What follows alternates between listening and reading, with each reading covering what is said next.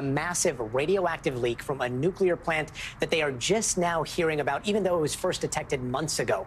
We are talking 400,000 gallons of contaminated water, and it happened at this plant because of a broken pipe. Now, that leak was found in November of last year, but the public is only finding out about it now. The nuclear plant is owned by the company called Xcel Energy, and both the company and the state are working to try to clean up the contaminated water. Now, the water is said to contain radioactive tritium, which is a form of hydrogen and can occur in water naturally at extremely small amounts.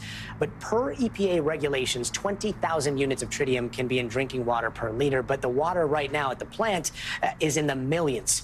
And here's a look at the location of this plant. It's very important. It is in Monticello, Minnesota, right there along the Mississippi River. Xcel and the state say they are actively working to contain this leak to that plant property, while state officials say the leak did not contaminate the Mississippi River or drinking water sources and people are safe. But we want to bring in NBC News correspondent Maggie Vespa to break it all down for us. Maggie, bring us up to speed here. The fact that this leak happened in November of last year and people are just finding out about it right now seems pretty alarming. What do we know about the nature of this leak? Yeah, it's so jarring for people in that area, Gotti, as you know. So we'll just start with kind of when specifically, since that's a huge part of this headline. This was discovered, Xcel says, on November 22nd. So think back, that's a couple days before Thanksgiving. And the company says it immediately took what they called swift action to contain this contaminated water to the plant site, which again is in Monticello, Minnesota. That's just northwest, about 40 minutes northwest of Minneapolis. They also say they told the state immediately that day, the state of Minnesota confirming that they got notification. They say in late November, and both the state and the company, all the agencies involved say at this point, there is no evidence to show that drinking water in that area has been contaminated. But, Gotti, I got to be real with you. Also, no one is saying why the public wasn't notified as soon as this was discovered, which, again, as you said, is a key question because this is so alarming for people to hear about now. Gotti.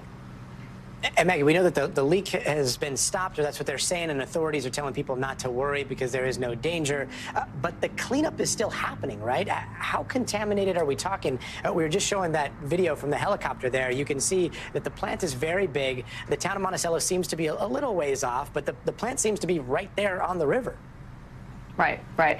Well, basically what they've told us is that, at least to a layman, this seems like a painstakingly slow process. Again, we talked about 400,000 gallons of this severely contaminated water. Xcel says it has been, I want to get their quote right, pumping, storing, treating, and reusing the contaminated water while monitoring nearby wells to make sure this isn't leaking into drinking water. But they point this out, and this is important. They say recovering all of this tritium that leaked, again, 400,000 plus gallons of water, recovering all of that will take about the next year. Gotti.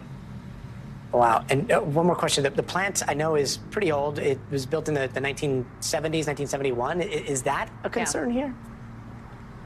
You know, it's something that's been mentioned. The company has yet to say whether it's a concern. The state has yet to nail that down as well. But basically what it means, if nothing else, is that Xcel Energy has spent reportedly tens of millions of dollars updating the infrastructure of this plant, updating its testing systems, including installing what they called a new groundwater monitoring program, an advanced program in 2007 that they say was part of an updated requirement at the time. Again, whether that has anything to do really concretely with this broken pipe, meaning whether the age of the plant and all the updates that have been needed over time, whether that has anything to do with or caused this leak, that question also at this point yet to be answered. Gotti, but we'll stay on it.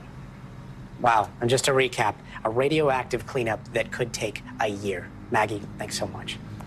Sure.